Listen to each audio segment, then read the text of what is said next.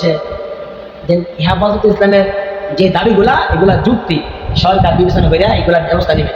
কয়েকদিন পরে আবার যেহেতু দাদা বাবুরা সাথে পরামর্শ করছে, তারপরে কয় হেফাজত ইসলামের যেই 13 দফা দাবি এগুলা অযুক্তি। আগে বলছে যুক্তি, পরে পরামর্শ করছে বাসায় বাসাতে, তারা বলে দিছে এগুলো এখন অযুক্তি। এখন কি করবে? হেফাজত ইসলাম এই দাবি মানা হবে না। তখন তারা লং মার্চ করলো, হেফাজত ইসলাম লং মার্চ করছে, আমরাও গেছিলাম শাপলা চত্বরে।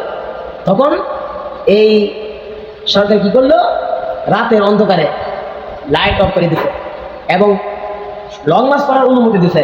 সবাই দেখুন একত্রিত হয়েছে পয়েন্টে পয়েন্টে, যেখানে ঢাকা ঢুকার রাস্তা সব জায়গায় পুলিশ বিজিবি র্যাব দিয়া রাস্তা বেরিয়ে করছে যেন কেউ বাইরে হতে না পারে। তখন রাত্রে তারা ঘোষণা দিচ্ছে যদি রাত না সারে তাদেরকে ঘরে থেকে ধরে নিয়ে তারা আমার। তো অনেকে বই ভাই আসছে, আর কেউ কেউ বলছে আচ্ছা রাতটাই তো, রাতটা এখন কোথায় যাবো, গাড়ি ঘোড়া পাবো না, রাতটা অবস্থান করি। তাদেরকে ফাঁকির মতো গুলি করে হত্যা করা হয়েছে। এই লাশগুলা তাকে ভরে ভরে পালানো হয়েছে, লুকানো হয়েছে, সাগরের মধ্যে পালানো হয়েছে। এইগুলা বিচার করবে কে? কারণ যে খুনি তার কাছে তো বিচার চাইলে বিচার হবে না, জানি তো খুনি। এই বিচার হয় নাই, এই হুজুরদের উপর অত্যাচার। এই পাল্টা কি হইলো? হেফাজত কর্মীকে মারছে, তারপরে আবার হুজুর যারা আন্দোলন করছে তাদেরকে বিভিন্ন চক্রান্ত করিয়া তাদেরকে আবার জেলখানা ঢুকাইয়া জুনায়েদ বাবনগরী, আল্লামা জুনায়েদ বাবনগরী একজন হাটাদের মাদ্রাসার একজন বুজুর্গ আলেম, ওনাকে 17 দিন আগে মানতে নিয়েছে।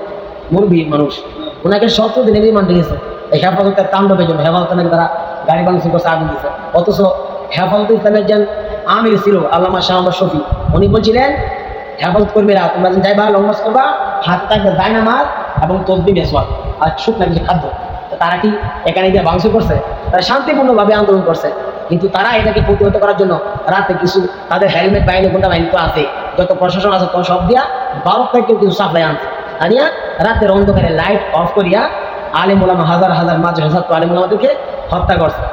এই পাপ যখন বেশি করে তখন আল্লাহর পক্ষ থেকে গজব নাজিল হয়। এখনো তো ছাত্ররা বৈষম্য বিরোধী আন্দোলন করছে, যুগ থেকে একটা দাবি জানাইছে আমাদেরকে সরকারি মেধা দিয়া আমরা ভালো যদি পড়ালেখা মান উন্নত করতে পারি আমাদেরকে চাকরি দিবে, মেধা না কোটা দিয়া। এইগুলো নিয়ে দ্বন্দ্ব। এখন আগে তো চাইছিল কোঠা, এখন ফায়া গেছে গোটা।